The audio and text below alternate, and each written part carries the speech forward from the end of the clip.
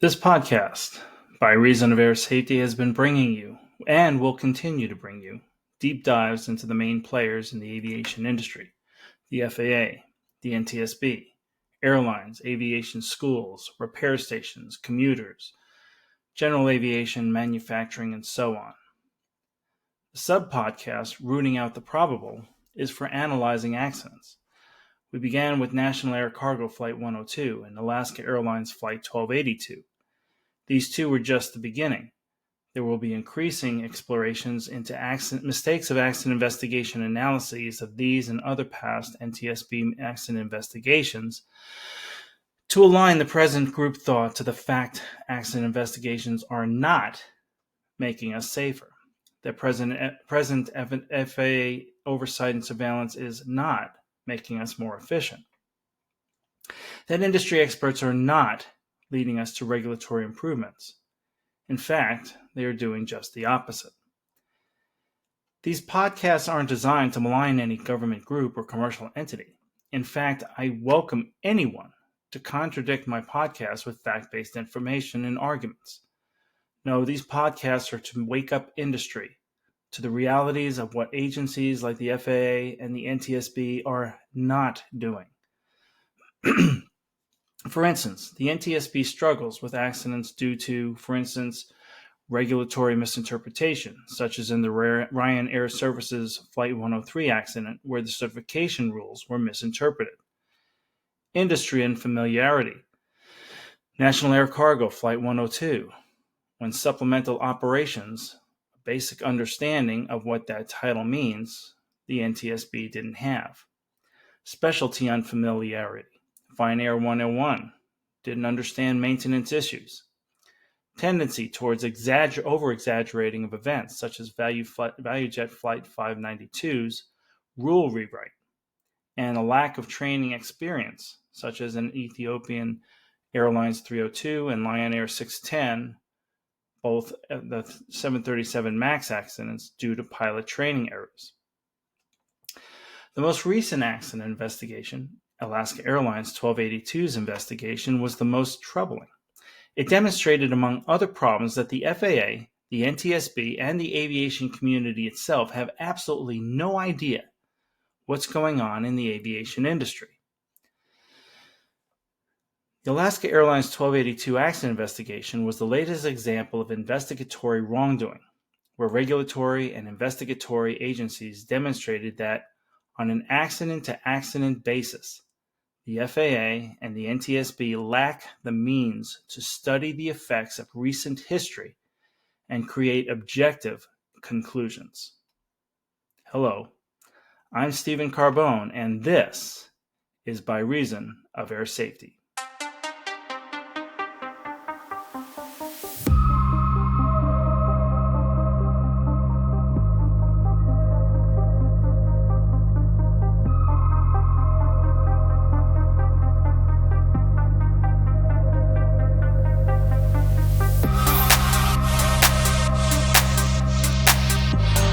In order to properly investigate aircraft accidents, one has to be properly trained in investigating aircraft accidents. In this, both the NTSB and the FAA have and are failing.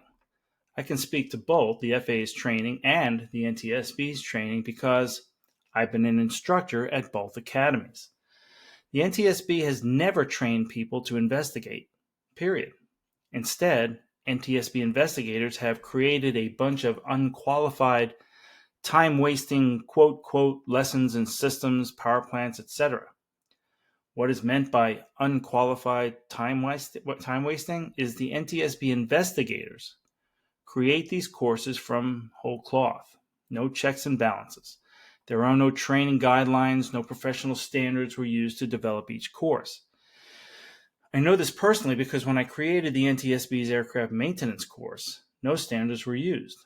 I provided accurate information, but there were no qualifications for information taught, no testing of communicated information, no identification of training sources, no identification of training methods, no assessment of material taught, no measures of training effectiveness, no instructor qualifications, no means of taking notes, and no training records.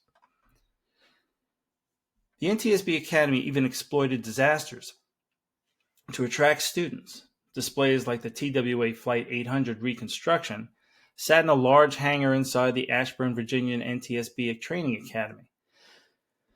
TWA 800 reconstruction didn't serve any purpose, except as some morbid, self-aggrandizing monument to the NTSB. No one learned anything from it. Other accident hulls would have represented better learning models, such as survivable accidents like U.S. Air's 1549, the A320 from the Hudson River, a hull that could have provided endless visual aids without the ominous ties. Oh, sure, NTSB investigators taught important stuff like how to pack an accident go bag, including how many pairs of underwear to pack. But the NTSB charged domestic and international professionals exorbitant fees for absolutely nothing of value. Then there's the FAA Academy at Will Rogers Airport in Oklahoma City. Up until 2021, when the COVID shutdowns really kicked in, the FAA Academy's contribution to flight standards was a well-run learning facility. Now it's a testament to government waste. After thousands of taxpayer dollars are poured into upgrading the Academy classrooms, Academy upper management ditched the new facilities to introduce a 98% virtual training environment that tanked quality training, gave incoming FAA inspectors the opportunity to fail, and devastated the local economy who invested in Oklahoma City to help the Academy succeed. Again, those FAA upper managers who saw dollar signs instead of quality made the aviation industry just that much more unsafe. The Alaska Airlines Flight 1282 accident investigation was an unambiguous miscarriage of aviation justice that one wonders if the NTSB board members' interference in the so-called investigation was intentional, that the board members obstructed the investigation to throw good aviation professionals off the safety trail. I followed the NTSB's exploits even before I was an NTSB major accident investigator. No one can comprehend the level of how absolutely ineffective the NTSB is. NTSB accident reports have always been a scam. Dozens of accident investigations analyzed demonstrated the NTSB had never been close. All those years of missing the target pretending while the aviation industry trusted blindly. For nothing. As for the FAA, what started out as a job to be envied later became corrupted by people I knew. The FAA was permanently hobbled with the introduction of the COVID delusion of 2019. The FAA's descent into the pit was more recent. FAA administrators of the last few years have been a parade of empty suits being replaced by more empty suits. But the bottom line is the Alaska Airlines Flight 1282 debacle showed industry what was going on by how the NTSB diverted attention away from the root causes of the Alaska 1282 event. The board members, specifically the chairwoman, dragged the investigation into a sideshow. The chairwoman's ridiculous shenanigans might be excused as a cry for public attention. However, the other board members, one or two with some aviation experience, were more to blame for the mess. They had the means and opportunity to call the chairwoman out, but showed their own lack of safety-mindedness by keeping silent. The first major stumbling block to aviation safety, indeed to progress in civilization, was the COVID shutdowns and their effects on the United States. Yet somehow the U.S. population is already forgetting the days of forcing masks on young children, family member against family member for refusing the vaccine, the unvaxxed being fired or threatening to be fired, President Biden telling the unvaxxed that our patience is wearing thin, threats of arresting the unvaxxed, forcing vaccination, refusing travel, even suggesting refusing of the unvaxxed from buying groceries. Who remembers unions forcing their members to take the vaccination or be fired? All unions, that is, except the United States Postal Service Union, who actually pushed back against Biden and made it so none of their postal workers had to take the vaccine. They were actually the most face-to-face occupation, somehow were given a pass to receiving the vaccine, while the rest of the working Americans were still forced to vaccinate. Religious services were prevented while protesting was allowed. Government agencies created secular panels to argue against Catholic, Protestant, and Jewish religious exemptions. People were ordered to remain in their homes while politicians like California Governor Newsom were free to entertain in restaurants. And through it all, the vaccine was never proven to be effective. Instead, hundreds of vaccine injury reports went unrecognized. Members of Congress, Biden's staff, and congressional interns were given clearances from the vaccine. Comedians, athletes, podcasters, bloggers, and other social media stars began dying at young ages in their 30s. Some even dropped dead on stage, on the field, or on television. Meanwhile, vaccine injury reports ended up being buried. These COVID requirements led to aviation safety degradation. Either pilots died or had serious vaccine injuries in the cockpit that prevented them from ever flying again. Chaos became the norm in the cabin as masking requirements and forced masking of young children became a point of conflict. Everyone flying wore masks since they breathed the COVID in and out, except comfort animals, who strangely were immune from the COVID effects. Why? Animals breathed and spread COVID. Why weren't animals banned or forced to wear masks? Republicans pushed for aviation professionals who lost their jobs from Biden's unlawful mandate to be reinstated.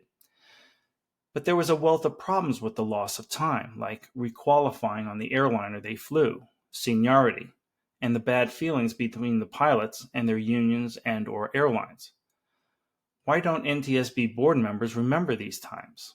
Was it because they were busy firing NTSB employees for not getting the vaccine? So many destroyed careers. Do we choose to forget these insane times? The industry and the FAA acted contrary to their regulatory requirements in the COVID years.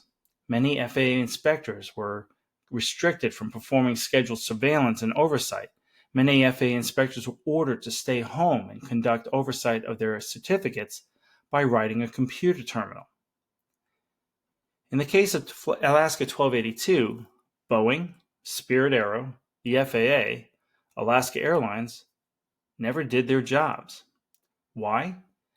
Because of the COVID shutdowns, employees were told by their upper management not to perform mandatory inspections, surveillance, oversight, and audits years before the Alaska Airlines 1282 event occurred.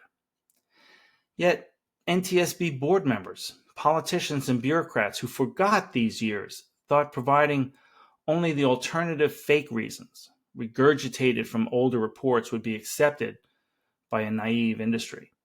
In addition, NTSB board members hijacked the investigation and directed the outcome. But people remember, people know, and they know the NTSB had no idea what they were talking about.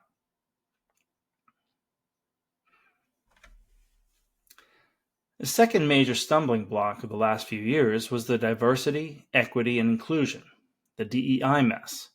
The FAA jumped on board the DEI wagon without a single protest. FAA upper management couldn't wait to throw safety out the window and get that wooden DEI plaque with a gloss finish in each human resources office across the United States. It's a comforting feeling to the traveling public that the FAA upper management was so quick to implement unsafe practices with absolutely no proof at all. And it's ensured the NTSB couldn't wait to incorporate their DEI program as well. It's not clear how other airlines in the past 4 decades hired non-white males, but from my perspective, my former airline never denied anyone a chance to fly or maintain airplanes. I know. I was there on the ramps in airports like Kennedy, Memphis, Omaha, Great Falls, Newark, Fort Lauderdale, Oklahoma City, Chicago. I was all over the country from the 1980s through 2022. Where was this bias? The pilots who embarked or disembarked at my gates were always professionals, no matter what their skin color or gender was. DEI was never a proven concept, yet former Secretary Buttigieg made DEI hiring practices mandatory in the government during his tenure. DEI spread to industry. The major airlines and their unions lined up to adopt an unproven philosophy. Did they put their customers and employees at risk? It didn't seem to matter as upper management and union officials drank the DEI Kool-Aid, and the airlines were so behind the DEI wave until they weren't. It was interesting to see airline executives looking to please the emotional argument without any verification DEI would work. Major airline executives resembled quivering towers of jello, collapsing under their lone lack of spine. But let's talk facts to ambiguous argument. If widespread racism and sexism were going on before Buttigieg took over as Secretary of Department of Transportation, where were the airline's upper management and the union's morals in those earlier decades? Why was DEI suddenly the answer to a problem they never thought existed? Why did airlines exchange proven competence for unknown DEI hiring practices?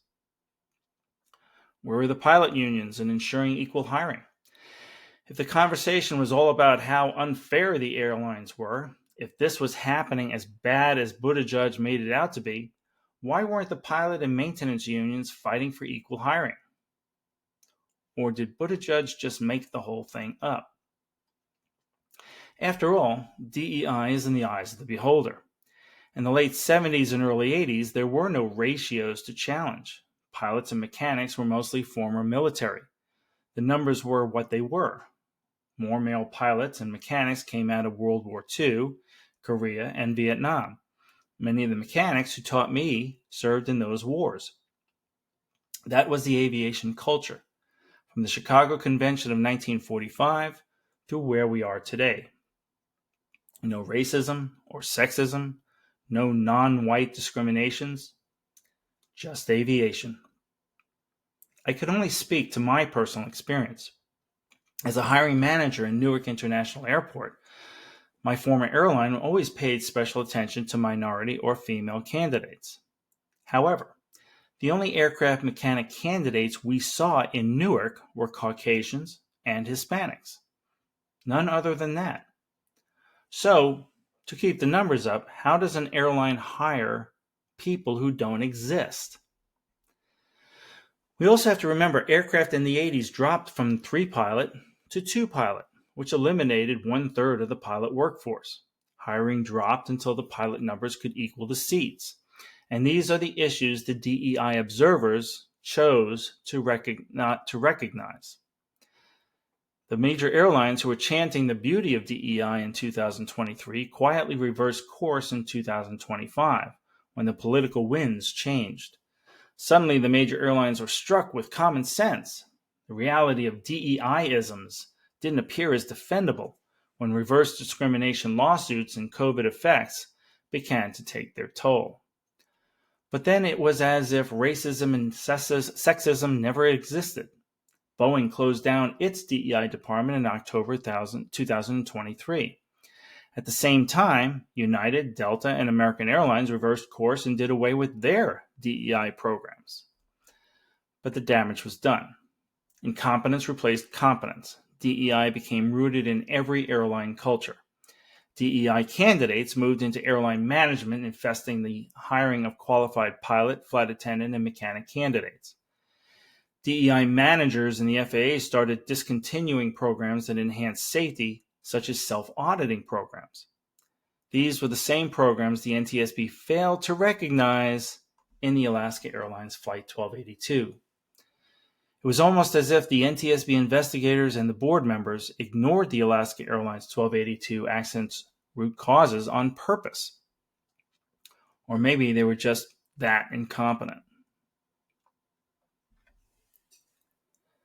Another issue the NTSB failed to recognize was, and is, the government shutdowns. Ironically, the NTSB actually deals with government shutdowns firsthand, being a government agency that is shut down. And that's the real trick. How does a government agency that is, like the FAA, barred from working, unable to recognize the detrimental effects of a government shutdown? The FAA, who quarterly schedules all their oversight and surveillance of manufacturers like Boeing and airlines like Alaska, must reschedule each surveillance activity, sometimes months or years after the originally scheduled events. In the same way, the airlines and manufacturers are also affected by the FAA's absence. Continuing resolutions and government shutdowns have been going on for years. Political games lead to government shutdowns, which damages the quality of surveillance. As long as there are politicians to play these games, the FAA will be negatively affected. But a continuing resolution goes beyond the damage of a shutdown. With continuing resolutions, agencies are on a monthly budget approval. Agencies like the FAA cannot plan beyond the next month for their surveillance, for oversight, for training, for travel to surveillance, for regulation writing, etc. This not only makes the FAA ineffective, in other words, the Congress is making the FAA ineffective, but it plays into the NTSB's broken record accident report probable causes that say the FAA is ineffective. So not only is the Congress sabotaging the FAA, but the NTSB knows the Congress is sabotaging the FAA, and the NTSB just likes pouring gasoline on the flames. The NTSB keeps ignoring these continuing resolutions and their safety-damaging effects. Seriously, the NTSB must be aware of what happens in aviation and the country, or they serve no purpose. They remain intentionally blind to the disastrous consequences of continuing resolutions. Why? Well, no one in government can be that oblivious to what's been going on, especially when the NTSB investigators are furloughed alongside the FAA during a government shutdown. So are the NTSB and its board members intentionally sabotaging the FAA and industry? Sure sounds like it. To be clear, the NTSB, specifically the board members, are disrupting the pursuit of aviation safety, throwing distractions at safety advocates and allowing bad actors to sidestep safety improvements while paralyzing the FAA's ability to regulate the industry. Don't get me wrong, the FAA, specifically FAA upper management, is doing their best to build their own little kingdoms, canceling successful safety programs and forcing blame on the frontline FAA inspectors. You know, the ones who actually do their jobs. Look, my family and I don't fly anymore. I haven't since 2021. I have absolutely no confidence in aviation safety. I've been trying to wake the traveling public up to the state of unsafe conditions in aviation since 2005. I will keep working to wake people up, but everyone needs to stay alert. Until next time, I'm Stephen Carbone reminding you to tab, think safe, act safe, be safe. Take care.